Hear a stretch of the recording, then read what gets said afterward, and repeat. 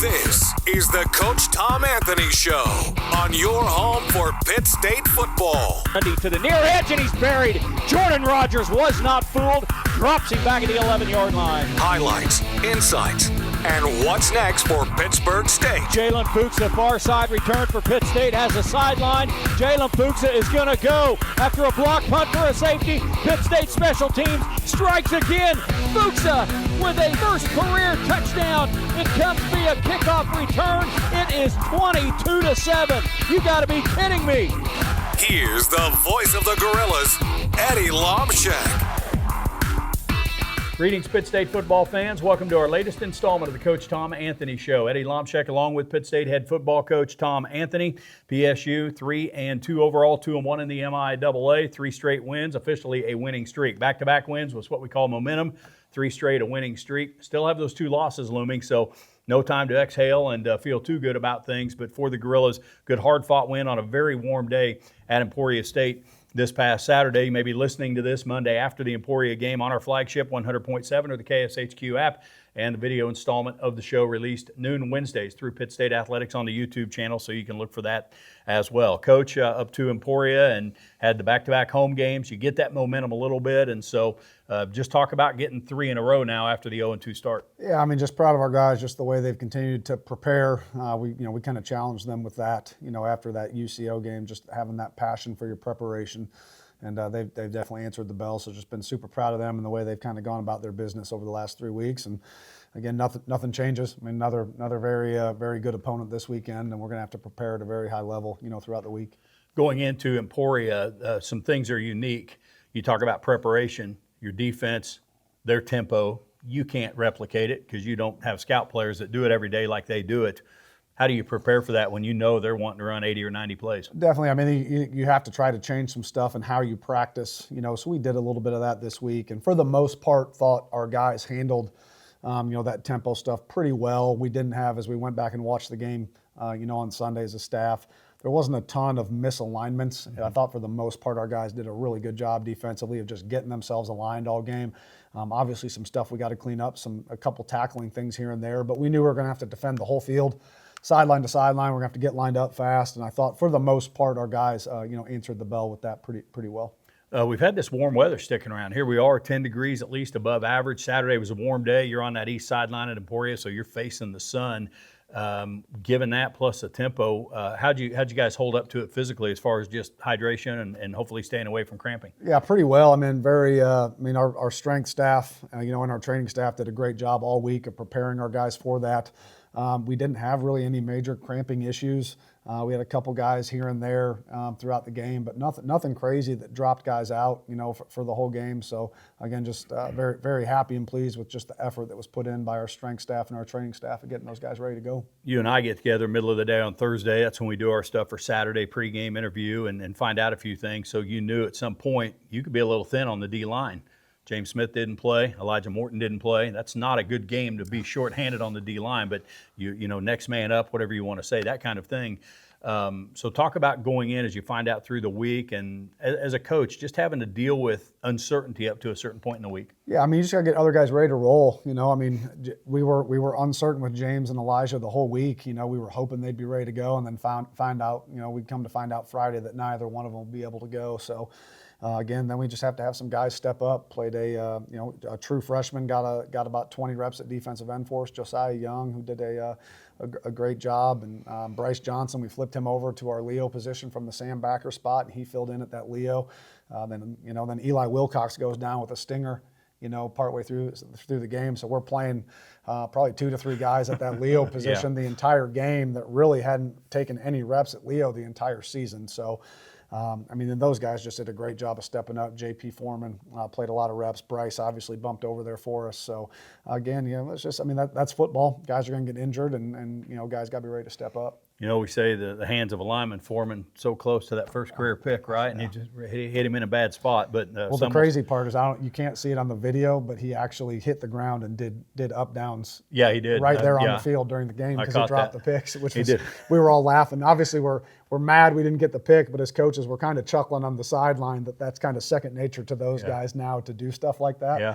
Which kind of makes you proud and happy as a coach. It's like, oh man, maybe some of the stuff we are doing is starting to kind of kick in and help a little bit. I did catch that. That made the broadcast that he dropped down there and did a couple of those. But as they say, that's why you play defense when you can't catch the ball. But just again, when you talk about playing a completely new position and short notice, it's admirable. And so with that, offensively, you obviously went in trying to run the ball, and we'll go back through the game. Huge day on that side of the football. So how pleasing is it to see something you emphasized going in come to fruition the way it did? Yeah, really good. I mean, I think everyone talks about Cleo and Zamari and Luke and just how well they've been running the ball, but man, that doesn't happen without the offensive line.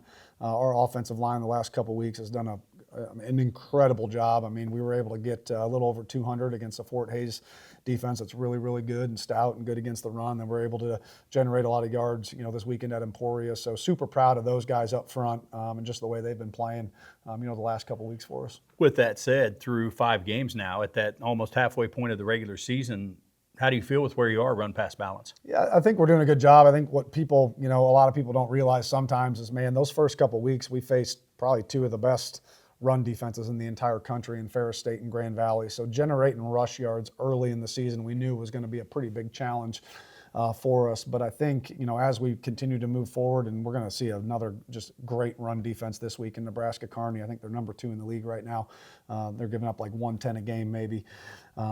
Just super proud of those guys, the way they've just kept plugging away, staying with it. And then, when those opportunities do come, they've been able to execute for us. Yeah, and it's, again, some things can be misleading because you play behind at Ferris, you're down 2 or 3 scores, and you're not going to run the ball as much, right? So some stats you have to take a grain of salt with when you look at some of those numbers. Also, during the Emporia game, we talk about being shorthanded, and then of all people, your starting quarterback gets dinged, and you have to have a backup step in. And so the old adage, you're one play away, right? Talk about a bench player, a backup player. You're number 2 on the depth chart. The mental toughness, discipline, whatever you want to call it, it takes to really have yourself ready. Yeah, I mean, Jake does a great job. I mean, Jake's always locked in, always looking to get better, always looking to improve. And I think the one thing about Jake Wolf, he started 10, 11 games at Butler Community College, a couple of years ago. So he's no stranger to playing, high-level college football. So, we don't even miss a beat when he comes in. I mean, he operates our offense at a really high level, and he showed that. I mean, he came in and threw a touchdown pass to Grayson Holbert, had that old Blue Valley High School connection come back there.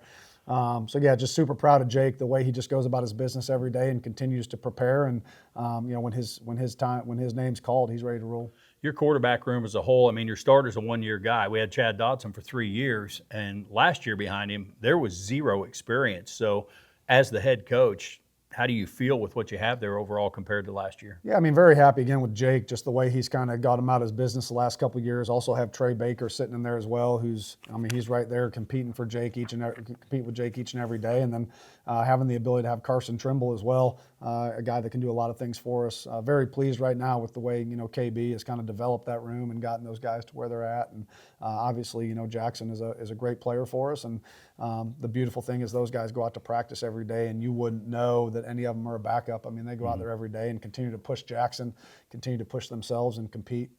Back to the run game for a second. You, of course, talked about the offensive line.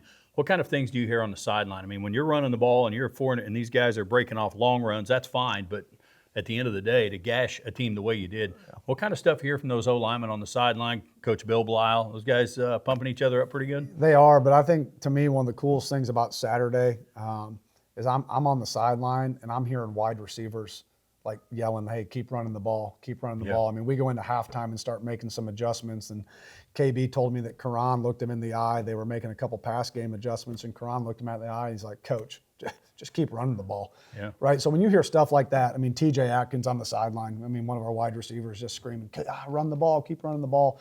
So cool, I think, to hear when you have wide receivers, I think, that are bought into what's happening and so excited to see the run game have success.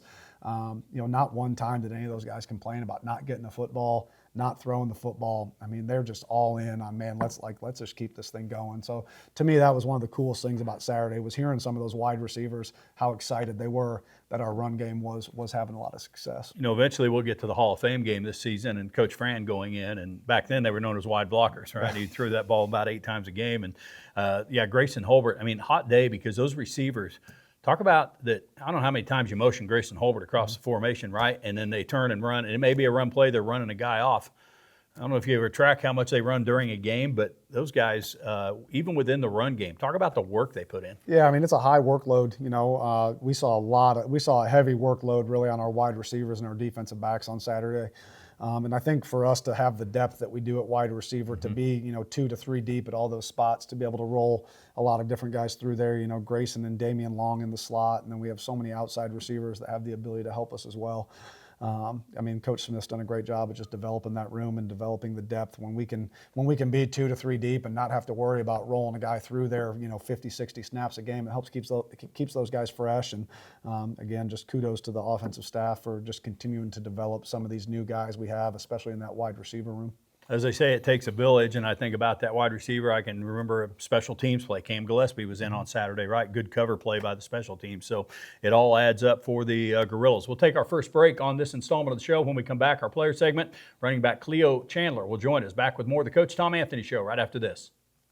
The Silverback Fund just helps us go above and beyond to be able to be the best in the MIAA. You see it as a financial investment, but it's really an investment in people, which is what Pitt State's all about. We recruit at such a high level. We are competing against a lot of Division I's now. What's going to set us apart and have us in the conversation is the financial part of it. We couldn't have this success without individual donors, without the community support. If you're on the fence about giving, come out to games, look at the athletes, and see what kind of experiences they're getting. Welcome back to the Coach Tom Anthony Show. Eddie Lomshek along with running back Cleo Chandler, our player segment of the show here in segment number 2. Big day for this young man, among others, in the Gorillas' win at Emporia State. Going in, Pittsburgh State had a chance to hopefully really crank up the ground game. Number of things with that. Emporia State had shown a little bit of a leaky run defense, and then with their offense, you want to play keep away and that sort of thing. So, hey man, congratulations. So much to talk about. First and foremost, though, you guys start 0-2. What's it been like getting 3 in a row in the win column now? I think that, we stayed confident through it all. Obviously going 0-2 isn't what we want to do. It happened though, so we kind of nipped all the stuff that we needed to in the bud, and then we just, just started working harder. We knew that everything that we wanted was right in front of us. We just had to fix what we needed to fix. We talk, and every player I've had on, we talk about the culture. What do you feel this program has in place that keeps you together through 0-2 and doesn't let anything crack? Obviously, first off, the fans, they don't, and we go 0-2, they still believe in us. They still want us to win. So, at the end of the day, we're doing this for the fans. We're doing this for each other. We're doing this for everybody that's in the facility. We're doing it for them. So that's what keeps us above. Yeah, great chemistry. You can see that, and get hard-fought wins over Grand Valley and Hayes. And so let's go back to the beginning with you. Out of Cleburne, Texas, you and I had talked back on Media Day in Emporia late this summer. So Cleburne, Texas, 5A school, a little bit south of Fort Worth, Dallas-Fort Worth area. Take me back to coming out of high school, and what do you recall about the Pitt State recruiting process? Well, at first I didn't know Pittsburgh at all. Pitt State, Kansas. When he first told me, come to Pittsburgh. I'm like Pittsburgh. I don't know about going to Pennsylvania. So, he was just like, don't make your decision until you come and see the facilities. He's like, it's a great culture, and I was like, okay.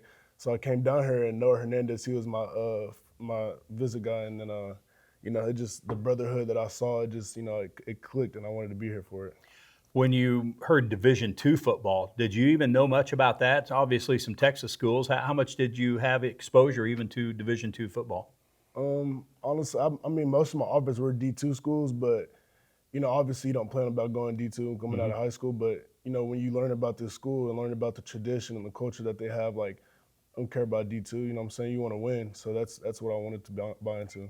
And Cleburne, not a real big town. It's bigger than Pittsburgh. But what did you think when you first came here on a visit and you saw the facilities and gorillas all over Pittsburgh? I liked the tradition. I remember me and my mom was just driving around. We saw the trash cans, the red and yellow trash cans. We was like, dang, they're bought in here. So that weighed in a lot of my decision to come here.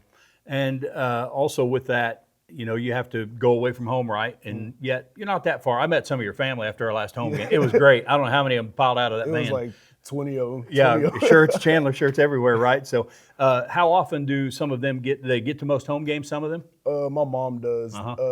The people that you've seen come, they come on family day every year. So they make it a trip so everybody can come. They get a B&B and just stay out here. So well, good. That's awesome. It's Cleo Chandler with us on our player segment here, the Coach Tom Anthony Show. I told you on media day, I know Cleburne well. A good friend of mine had moved down there out of high school in Railroad Town, and so first time I'd ever had shaved ice tropical snow, or CC's Pizza was in Cleburne. So I don't know if those things are still there, but near and dear to my heart a little bit. So you end up coming here and you have a redshirt year, right? And everybody can use that differently. What do you recall about that redshirt year, just adjusting to being away from home?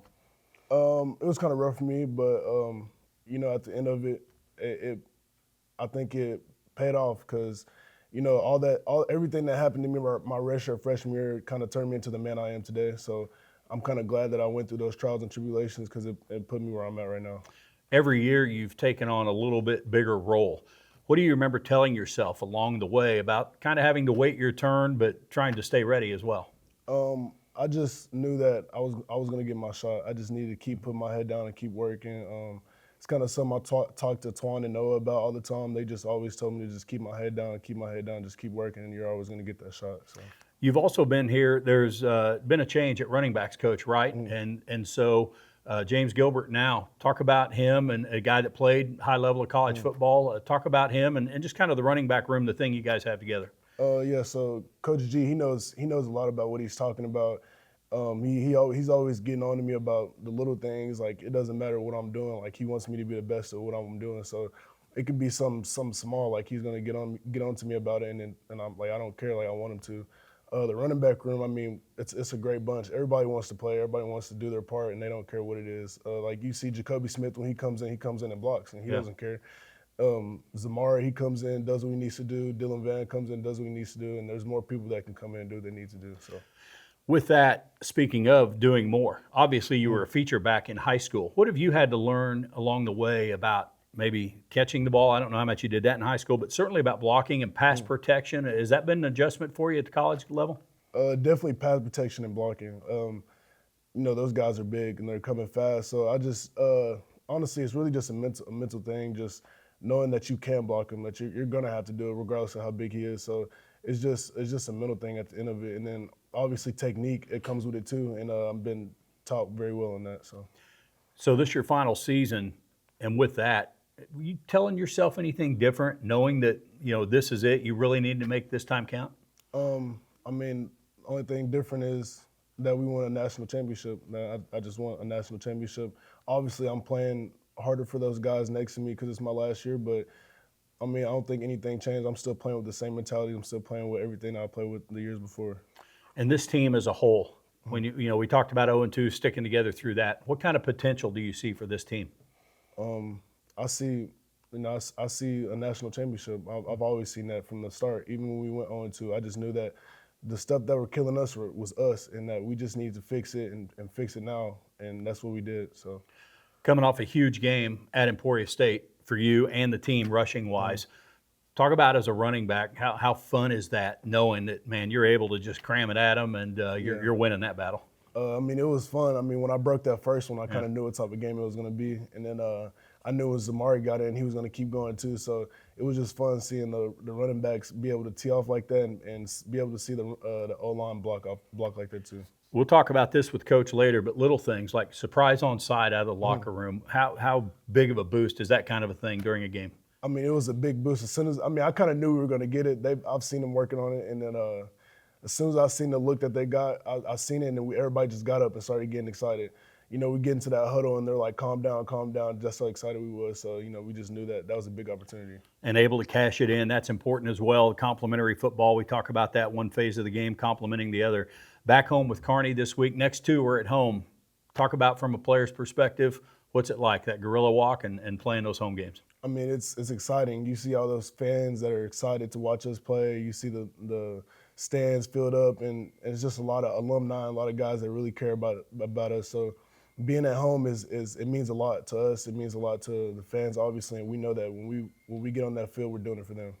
You guys, you're at that halfway point now of the regular season. You hunkered in and ready for the stretch run? Yes, sir. Very good. Hey, keep up the good work. Yes, sir. Cleo Thank you. Chandler with us on our player segment of the Coach Tom Anthony Show. We'll take our next break.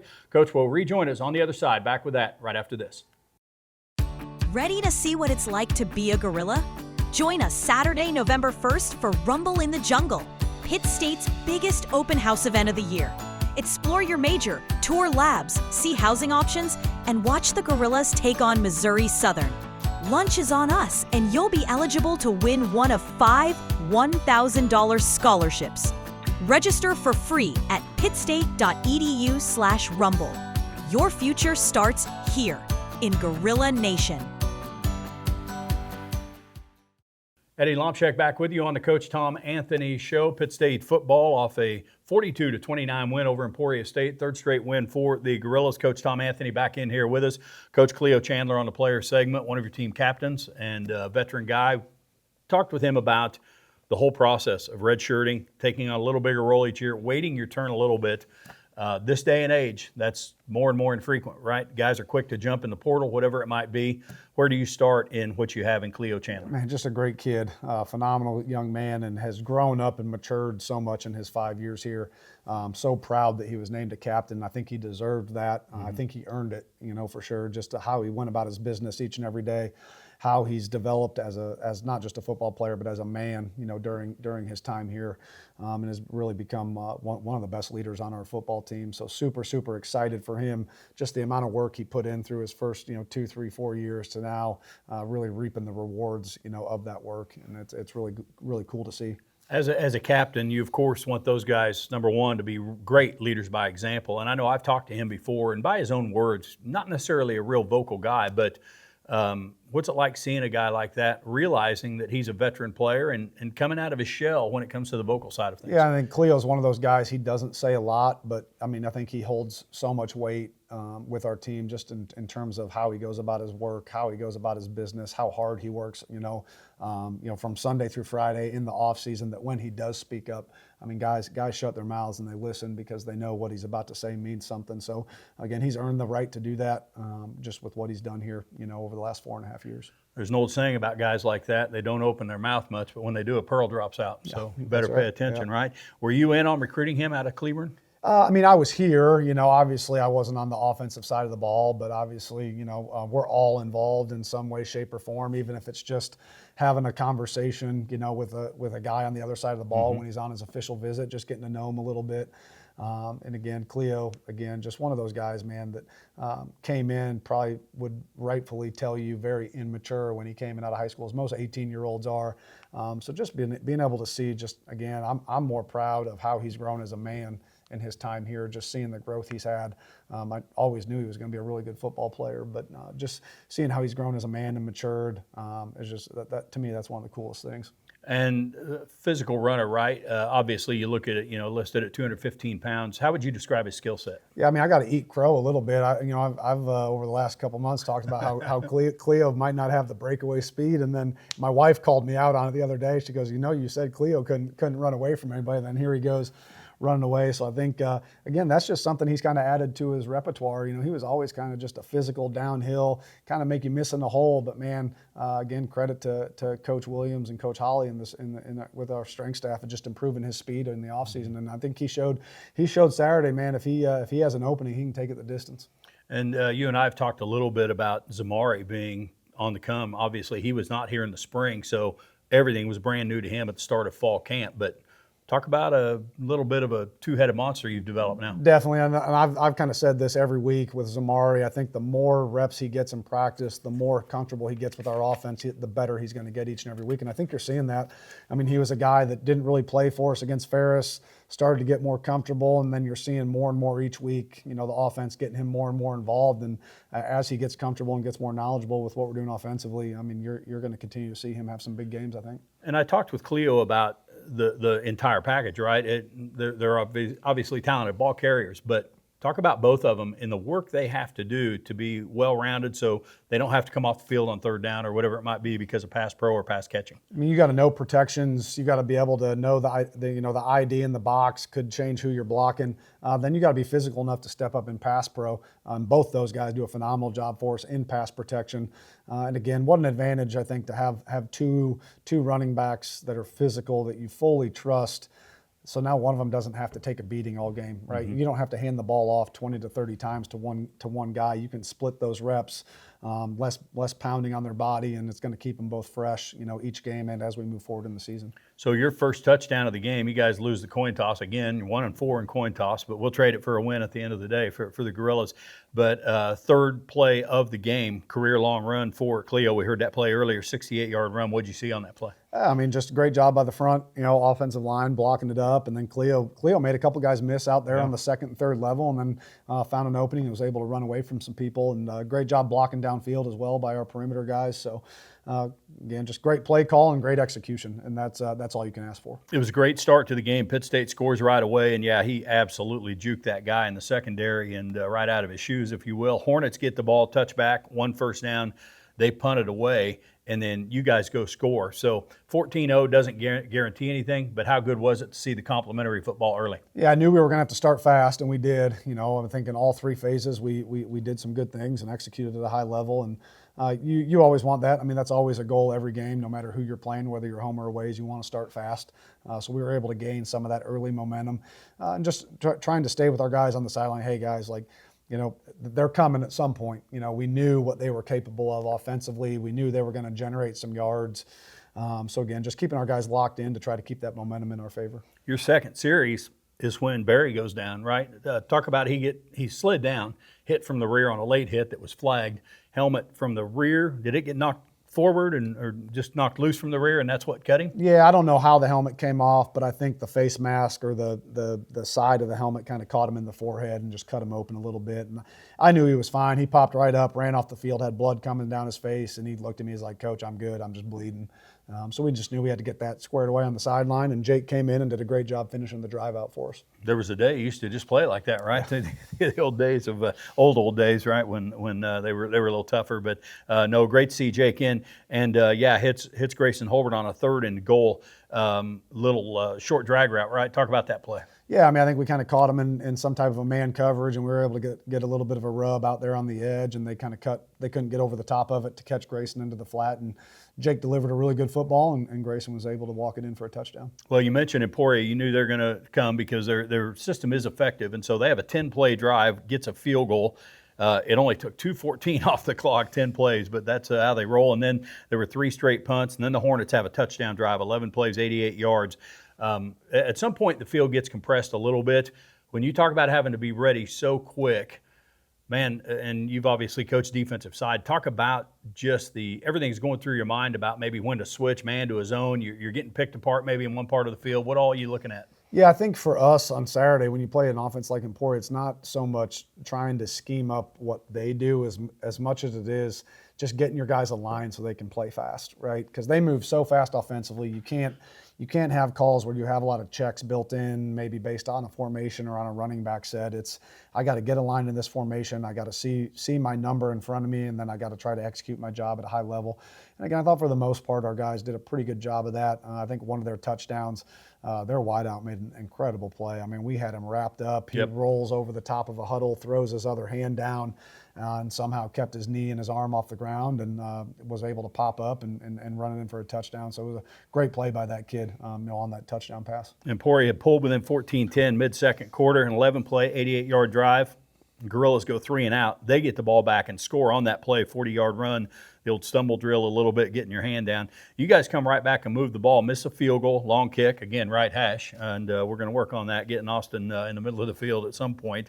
But after the missed field goal, they're getting the ball out of the locker room. There's 3 minutes to play, and they get the ball. Talk about that 3 and out after your missed field goal, Yeah, it was given huge. where they had it on the Yeah, field. I mean, it was huge by our defense to come out and step up right there. And we're going to continue to lean on Austin, man. I mean, I think it was a 53 or 56 yard attempt, and that thing might have been good from 65 just with the distance he had. I mean, he stroked the ball. He just pushed it a little bit and barely missed it right. So I still believe Austin Schmidt's one of the best kickers in the country, and we're going to continue to lean on him moving forward. And, we just got to keep working those right hash kicks with him. You guys come back at your own 30, 2:17 to play, have the 2-minute timeout, a couple timeouts in your pocket. So time wasn't really that big of a factor after the 3 and out. First play, though, Cleo goes for 51.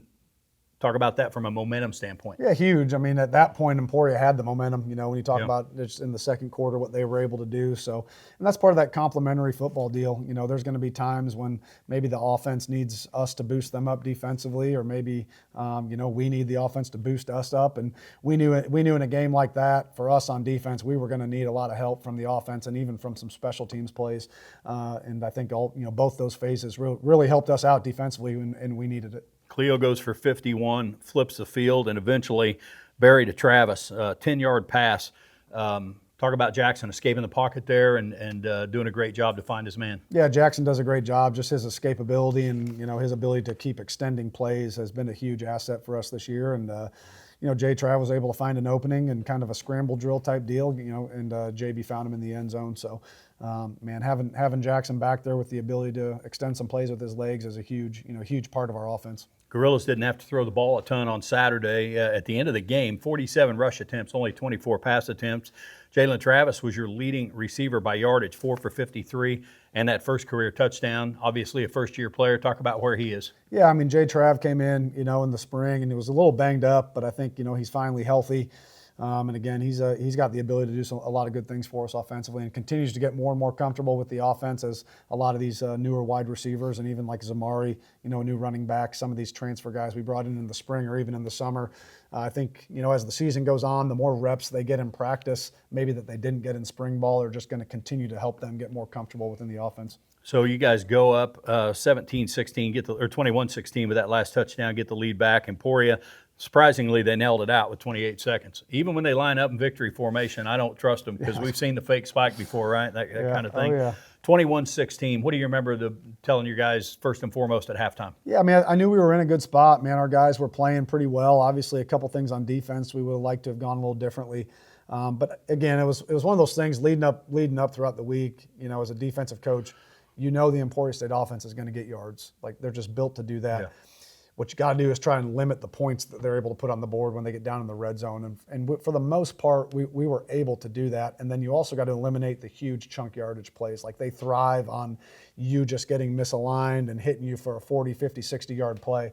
And outside of that touchdown pass that they had where we kind of missed a couple tackles and didn't really finish and the kid made an incredible play, for the most part, most of the day we were able to keep stuff in front of us, just force them to have to drive and put together 8 to 12 play drives, which if you can do that, I think then you have an opportunity to potentially hold points off the board. Yeah, there were more plays that I remember calling that were good open field tackles than there were missed tackles. And so that was a thing against Fort Hays State. You can go back maybe during the week and reaffirm some things, but talk about your practice early in the week. I mean, are there certain fundamental things you absolutely do every week? Definitely, and I think you change some of that too, week to week, depending on who you're playing. So like for us playing Emporia, man, we knew we were going to have to defend sideline to sideline, and that was a huge challenge for us this week. With our secondary and even our backers at times, like, hey, you guys are going to have to be elite in one-on-one open field tackling because they're going to stress you out and make you defend. You always talk about 11 hats to the football.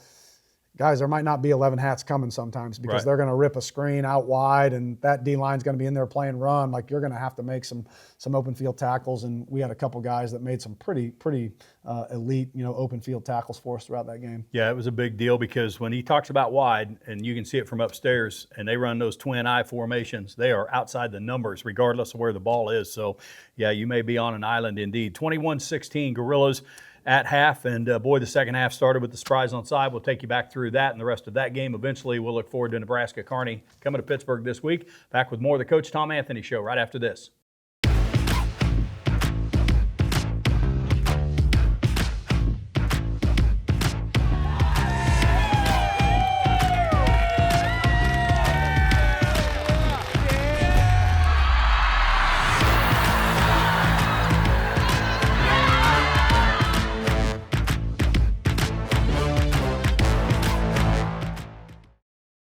Eddie Lomshek back with Pitt State head football coach Tom Anthony. We continue on our weekly show talking about the Gorillas' 42-29 win at Emporia State, headed for Nebraska-Kearney coming into town this Saturday. Gorillas get back-to-back home games, a stretch where 4 out of 5 are played at Kearney Smith Stadium. Again, you may be listening to this on Monday after the game on our flagship 100.7 or through the KSHQ app.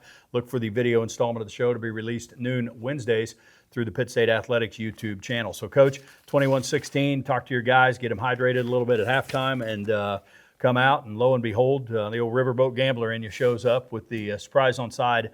Talk about everything you have to consider and have scouted to make that decision. Yeah, I mean, if you're going to fake something, it's something, you got to see something on film you think you can take advantage of, and we saw something we thought we could take advantage of, and repped it throughout the whole week, and Hayden and Antoine Nunn did a phenomenal job throughout the entire week. And for me, if you're going to run a fake or some type of a trick play, man, the players have to give you confidence that they can execute it, So those guys gave me the confidence throughout the week that they were going to be able to execute that if we chose to run it. And, we come out of the locker room, I look at Hayden and I said, hey, man, how do you feel about the surprise? And he just, big smile, said, let's do it, Coach. I said, all right, let's, so that gave me the confidence to do it, and they executed at a high level. And I knew going into that game, again, just with, what Emporia has the capability of doing to you offensively, of generating yards and points, I knew we were going to have to try to steal an extra possession or two, maybe through some special team stuff. And that was one of the opportunities for us to do that. And man, they executed it perfectly. So I was so excited to see those guys do that. It's a favorite play for every kicker, first and foremost. But yeah, and conversely, do you tell your guys on kickoff return front line, first and foremost, you have to see the ball kicked away? 100%. I mean that's every day in practice. We're stressing that, hey, rocker step, see the ball kicked, all that stuff. And there's just so many little things you got to always. I think your biggest fear on special teams is to get a fake run on you. Ferris ran a punt fake on us game one. That's always your biggest fear is check for fake, fake alert, make sure because fakes are usually something that they haven't shown on film. Right. So you haven't seen it, right? So you just got to have your guys alert to it. Hopefully they can execute their job, match whatever person they're supposed to match. And again, if those situations arise, hopefully your guys on the other side of it can do their job and prevent it from hurting you. Yeah, and it's here's the other thing that Smitty brought this up on the broadcast Saturday, that Hayden Kosicki, you have normally a 9-yard approach. What he has to do to convince them, he's and then all of a sudden he pull up at the last second to squib that ball, right? Yeah, it was kind of thing he was able to take his normal approach all week and just kind of flip his hips and just kind of shoot that thing out there. And it was that's one of those things, like you're kicking a worm burner out there with a football, you have no idea how that thing's going to react off the ground. And again, all week, Tuan was getting different looks. It was bouncing off the ground differently, and for the most part, he was handling them all pretty well. And man, Hayden kicked that thing perfect, and it wasn't a crazy bounce for Antoine, and he was able to stop it and get on it, and huge play, and for us to get the momentum back there coming out of the half. And the Emporia guy that was their last outside guy, you could just almost see the panic on his face from upstairs, and the slow motion, and he wasn't going to get it, and the funk that ball had on it just to the English to get away from him. So well done by the Gorillas. So that's fine. Now you want to cash it in, right? And so you eventually do. But 4th and 1, Luke Nigman goes for 27 yards. You had the ball near midfield. Talk about 4th down there, and boy, really wanting to capitalize on the momentum of the trick play. Yeah, definitely. That's kind of that funky territory where you might be too long to attempt a field goal. You don't want to send the punt team out there, and you roll the dice on 4th and short, and if you get the first, great. If not, you're not really giving up a ton of field position, right there. And obviously, we're going to continue to lean on Luke and lean on that jumbo package in those short yardage situations. It's been really, really good for us over the last couple of years, and we'll continue to lean on that. He came in a 3rd and 2, I think, didn't get it, come right back to it, and then that end gets collapsed, and he sprints it out there. And I'll say this for Luke, it's pretty good scoots in the open field, right? Yeah, for a big guy. Yeah, Luke can run a little bit, and he's got you. For how big he is, he's got the ability to kind of run and be able to run away from you a little bit. And he's one of the coolest young men I've ever been around. Just his process and how he goes about his business every day, and very advantageous for us that he did play quarterback growing up. Being under center and taking a snap is not foreign to him. So again, I mean, that's a great package for us, and it's going to continue to be something we lean on. So it's a game of runs. Gorillas are up 14-0. Hornets have 16 unanswered. Now you've scored 14 unanswered, sandwiched around halftime, and the opportunity is there to get some separation. So again, they get the ball, have their best kick return of the day out to the 40, but boy, your defense 3 and out right there. Yeah, huge by the defense, and again, just we challenge them at halftime, like, hey guys, again, they're going to get yards. They're going to generate stuff. We got to find a way to get a couple quick stops, whether it's a 3 and out or maybe a second first down where we can hold them to a 3 and out. Trying to get the ball back to our offense with some decent field position. So that was kind of our challenge to the defense. Just continue to do what you do. Continue to get lined up, play with great eyes, tackle well, in the open field, and we'll find a way to get the ball back to our offense without allowing them to get some points on the board. Hornets have a 52-yard punt. It was a touchback out to the 20. Gorillas had a nice drive going, end up with 7 plays, would have to punt it away, field position punt. So now each team's had the ball once, you twice, punt it back, but you pin them at their own 16. So again, despite their offense, talk about football in general. You put a team at their own 16, the number of plays they're going to have to run to hopefully do something. Yeah, definitely. And I think when you're playing a team like Emporia, with the tempo of their offense, being able, even if you're not scoring points, being able to just trade possessions back and forth where you're milking time off the clock, being able to flip field position, forcing them to have to drive a long ways. By the time they get the ball back, third quarter is almost over at that point. So you've kind of done your job as an offense and defense of just being able to take some of that time off the clock, to prevent them from generating too many more yards and points. So they start at their own 16. They end up with 3 first downs, but Pitt State turns them over on downs. It didn't hurt you a bunch here. Their quarterback ended the day with 4 carries, 25 yards.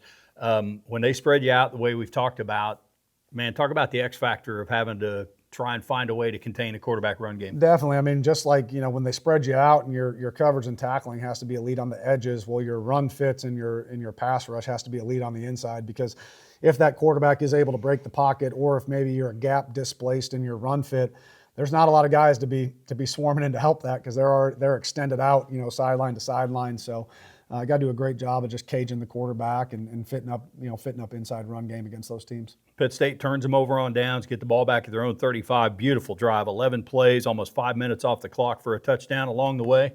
Landon Bluebaugh, the tush push, right? We haven't gone in depth about him. This is a guy that was an all-conference center for Pitt State for a couple of years, was a transfer a few years ago from Texas by way of Northwestern State, and then he ends up being done with it, we thought, after last year. And somebody came to me at the start of the season, said something about him, and I said, no, he's not here, and I had to find out from you. I mean, you can take as long as you want, but where do you even start on the transformation he's made and coming back to you? Yeah, so we thought he was done, and he knew right away he was going to be done after last season, and he was going to start training to be a Navy SEAL. He's going to take a year to get in shape and start working, and figured he was going to move back where his girlfriend's at and just start training. Well, his girlfriend ended up coming back here. So he shows up during fall camp one day before school starts, and he's just hanging out. I'm like, hey man, like what are you doing here? He goes, oh, I'm back here. My girlfriend's back, and so I'm just going to keep trying. I'm like, well, do you want to keep playing? And he was like, Coach, that'd be awesome. Well, this was 2 days before school started. So we because he had a year of eligibility left. So we real quick had him, that night. It was like a Saturday night. He applies to grad school. Sunday, he gets accepted. We're pushing everything through to get him enrolled in classes. And then he started his acclimation period during the Ferris State game week. Right. And then he was ready to roll for UCO. So we've just been kind of building him back in more and more and more. He's been learning he obviously knows the nuts and bolts of the offense, but now obviously being 220 pounds, playing him at tight end, there's a little different stuff he's got to learn, but he's just continuing to learn each and every week, and we'll continue to just kind of keep him rolling. A huge part of what we do on special teams. He's on our kickoff team, PBR, and he's obviously just an elite competitor. We all know that. And he's actually got some sneaky athleticism. When he shed about 70 pounds, he's like, Coach, I've never felt this good. My knees don't hurt. Like I can move and change direction. And he's one of the toughest kids I've ever met. Yeah. So being able to have him, in addition to that tight end room and help us out on special teams is huge. It's unbelievable story. And like I said, the acclimation you mentioned, you have to do 2 days helmets only, then whatever. you guys all did that, and he did not 3 weeks before the season or whatever. So, unbelievable story. And you're seeing him more out there, yards from scrimmage, right? Plays from scrimmage, not just jumbo package or whatever. And I talked to him on the field before the last home game with Hayes, and man, he was just beaming about the progress he's made. He already knew to block, but he said he still loves that side of it. So, just an incredible player and young man, and to get him in there and have a play like that, a tush push to convert a first down on a touchdown drive. So, Coach, you guys go up 35-16. And there's still a lot of time left in the game, and they can go in a hurry, of course. It was the first play of the fourth quarter you scored. So what were some things you're telling your guys that you're up 19, but it's still almost 15 minutes to play? Definitely. I mean, I think at that point with a full quarter left, I mean, you can't really take your foot off the gas at all. Obviously stressing a couple different things to our guys defensively, like, hey, guys, this could turn into a little bit more of a pass game, you know, even though it kind of already was, might not have run the ball as much. Kind of switched and went to some different defensive package stuff there to get some more DBs on the field. But really stressed to our guys defensively, hey, just continue to make them drive, right? If we're forcing them to drive, time's coming off the clock, just don't give up the huge chunk yardage play where they can eat up a lot of yardage and not take a lot of time off the clock. And for the most part in the fourth quarter, even though they scored some points, was really kind of proud of our defense of kind of sticking to that, get lined up, force them to have to, 5, 7, 8, 10 yards per play and not 30 yards per play. And I thought for the most part our guys executed that pretty well. Yeah, and the irony on their next possession, they do score and pull within 35-23, and they did some damage on the ground. It was a 7-play drive and only took a minute 55. Things really turned, though. They score. You guys have a drop punt snap, and it gets blocked. But, again, your defense steps up, turns them over on downs. That really could have changed the game, right? Definitely. And, obviously, good snap. Tyler just mishandled the ball. It gets blocked. But what a great play by Luke. To advance it, yeah. I mean, that ball pops up in the air, hits the ground. Luke grabs it. And instead of them, had we been at 4th and 6 or 7, well, I mean, that's a first down right there, and our offense is back out on the field. We just happened to be sitting in 4th, and it was like 4th and 17. Right. It was after I think Bluebaugh got called for an offensive PI that really backed us up behind the sticks. But what a heads-up play by Luke to just grab that thing and try to get as much as he could. So instead of them getting the ball maybe on the plus 35, now they get that ball in minus territory. Even though it's kind of a wound, it's not quite as deep because Luke's able to kind of just help us out there. And, after they were able to get a hand on that ball. Turnover on downs. I don't know if you can overstate how big that is because that's potentially 35-30. If they stick it in, they start at their own 42. So great field position, and lo and behold, complimentary football. You turn them over on downs. You have a 5-play drive. Scored way too quick there, but what'd you see on Zamari's 74-yard run? Yeah, again, just another great job by the offensive line. Zamari, great job by them blocking it up. Great job by Zamari finding a hole, making a guy miss on the second, third level, and then obviously he has the speed, to run away from some people. So a great execution overall by all 11 guys, on the offense on the field. Well, and the Gorillas at this point kind of put it out of reach, up 17, 3-score lead with 6:20 to play, so sitting there pretty good. Emporia would get one more in, but Pitt State made him take 3.5 minutes off the clock. So, Coach, at the end of the day, hot day, unique style of play. I know people will look at that and 600 yards allowed. I don't know the last time that happened to Pitt State, but I'm going to guess it was not in a win. But I know you'll trade it. So, what was your biggest thing to your guys after the game, getting that third straight? Yeah, just happy and proud of them, just the way they executed and kept battling. I mean, again, going into that game, again, you knew they were going to get a lot of yards. I didn't anticipate 600, but you knew they were going to get a lot of yards. We knew we were going to need our offense to score some points, which they did. We knew we were going to need our offense to run the football at a high level, which they did. We knew we were going to need our special teams, to execute well. KOR was phenomenal. I think Fuchs had 3 kick returns for like 130 or 140 yards. KOR did a phenomenal job of giving us some good field position. The punt coverage was really good all day. PBR, we did a great job of fielding all the punts and not giving away yardage there. Kickoff coverage was elite all day. So super proud of all 3 phases. And then obviously the defense did what we needed them to do, right? Force them to have long drives, and then try to keep points off the board when they get in the red zone. Obviously, a couple touchdowns there, one late. But overall, I thought all 3 phases executed the game plan that we wanted them to execute at a pretty high level. A couple of areas that you have improved on gradually in this game, 4 for 4 red zone touchdowns. Yeah, I mean, the last 2 weeks, our offense has been incredible in the red zone. I think we were 3 for 3 last week, 4 for 4 this week. So that was a huge, huge challenge for our team coming out of the first 3 games, was just red zone offense and red zone defense. For the most part in the red area, I thought for the last 2 weeks, both sides of the ball have been really, really good. I think defensively we were able to turn them over on downs 2 or 3 times Saturday down in the red zone. Yep. So just super proud of our guys. When we challenge this team answers the bell, and I think we've seen that over the last couple of weeks with the stuff we've challenged them with. Emporia committed 12 penalties. That proved pretty big for them. I mean, there were a couple of drive derailing penalties on them. Go back to the first couple of weeks where you had some just unbelievably untimely penalties. You get flagged for 6 in this game, but do you feel you've made progress in staying out of your own way? Definitely. I think what we've done is eliminate just the stupid penalties. Obviously there's going to be penalties in the football game. I think we got called for 1 or 2 PIs that were really tight coverage. Could have gone either way. And those are the things as a coach you're not mad about. You're not mad about your guy playing with good technique, playing with fundamentals, bang, bang play. The ref, it could be a 50-50 call whether he throws it or not. The penalties that we've eliminated, that we needed to eliminate from the first 2 weeks, are the roughing the passers, the late hits, the personal fouls, right? That's the stuff that again, after those first 2 weeks really, really derailed us and hurt us. We've got those cleaned up, we've got those fixed, we've got those addressed, and you're not seeing a lot of that stuff, over the last 3 games. And you got to play clean football to win football games, especially against really good teams, which we're going to continue to see. Pitt State doing a good job to prove they are a good team, 3 straight wins, and it doesn't get any easier. Nebraska-Kearney in town this week. We'll take our final break and come back and talk about the Lopers right after this. This isn't just where you go to class. It's where you chase what's possible, where grit isn't taught, it's lived. Every drop of sweat writes the next chapter in guerrilla history. In front of a raucous John Lance Arena have won it! This is pride. This is your future. This is Pitt State. The faculty of the school, there's where the students get the inspiration.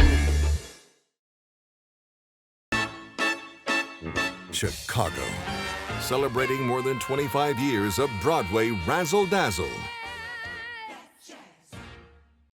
Welcome back to our final segment of the Coach Tom Anthony Show. Eddie Lomshek and Pitt State head football coach Tom Anthony off the win over Emporia State. Coach, back to the jungle here. Gorillas, again, getting to play 4 of 5, which is nice. Doesn't guarantee anything. You're going to have to go out and earn it. Kearney comes into town, and first and foremost, think about those upper Midwest strong bone kids. Get ready for a physical game, right? Definitely. I mean, they do a great job. I mean, Coach Held, it's his 3rd year there. I mean, you watch these guys on film. I mean, they are physical. They play fast. They play nasty. Very, very good. Number 1 rushing offense in the conference, leading rusher in the conference, number 2 rush defense in the conference. I mean, this is a team that prides themselves on playing physical up front, running the football, and then stopping the run on defense, and they do a phenomenal job of both of those things. They're 4-1 overall, 2-1 in the MIAA. They're off a win at Washburn where they had a 14-0 fourth quarter. A couple of their wins this year, they've had that, where they've won the fourth quarter. What's that tell you about a team that has a couple of those already to their credit, those 14-0 fourth quarters? Yeah, they're tough and they know how to finish, I mean, they're going to fight. I mean, we've had a couple of those too. Right. We've had to come back in the fourth. But again, as you watch this team, I mean, you can just tell the passion that they play with, how they love to finish football games. And they're not afraid. They're not afraid to play physical, not afraid to play fast, and it'll be a really, really good challenge for us this week. They're back. Harris, huge couple of games so far this year, and they are committed to wanting to establish that run game. He's like 5'9", 180. They list him kind of that fire plug build, but what do you see from their run game and maybe him in particular? Yeah, they do an incredible job up front blocking, and then he can sneak through, find a hole, make a guy miss on the second level, and he can hit a home run. I mean, he can break away from you and run away from you. I mean, they got 2 running backs that are both really, really good. Then I think the other thing that makes them so dangerous offensively is both their quarterbacks that they've been playing can run really well as well. So a lot of challenges for us on the defensive side this week, and then just watching them on defense, man, they are physical, play a lot of tight coverage, really good out on the edges, playing a lot of man coverage. So again, to me, this is probably one of the best football teams we've seen so far this year, just in terms of overall just how they play the game and how they execute. Yeah, because when you talk about a coach being in his third year, and I remember talking to Coach Held at Media Day, they won 2 games, then they won 5 games, and he talks about the progress. And in this league, it doesn't happen overnight very often, so they are definitely on the rise. When you talk about their defense, you mentioned earlier, you've played the Ferris, Grand Valley, Hayes likes to pride themselves, those 2 big dudes up front on defense. With having seen that and the games you've built now, back-to-back running games, getting stronger, how about that matchup of your run game against what you're going to see Saturday? That'll be a challenge for us. I mean, we're going to have to, you don't win football games if you can't run the football. So we're going to have to find ways to run the football, and we're going to have to, take advantage of some things in the pass game. To me, it's going to have to be a well-balanced offense, this week. We're going to have to be able to run the football. We're going to have to make some good throws into tight coverage, and then our wideouts are going to have to make some contested catches for us because you're going to be catching balls in tight coverage. Up on that halfway point of the season, right? And so, again, you feel good about the momentum. It's no time to overlook anybody. So what's your biggest message to your guys here at the halfway point, or how do you feel overall about where you are? Just continuing to build, on what we've done the last 3 weeks. Challenge them after the first 2 weeks about their preparation. They answered the bell. Challenge about the execution, the quick start. And as you get further and further along in the season, not that games become more or less important, but they kind of do become more important. So you got to find different ways kind of in your process each week of how I can improve. How can I improve watching my film? How can I improve at practice? How can I improve in the weight room? How can I improve my nutrition, taking care of my body?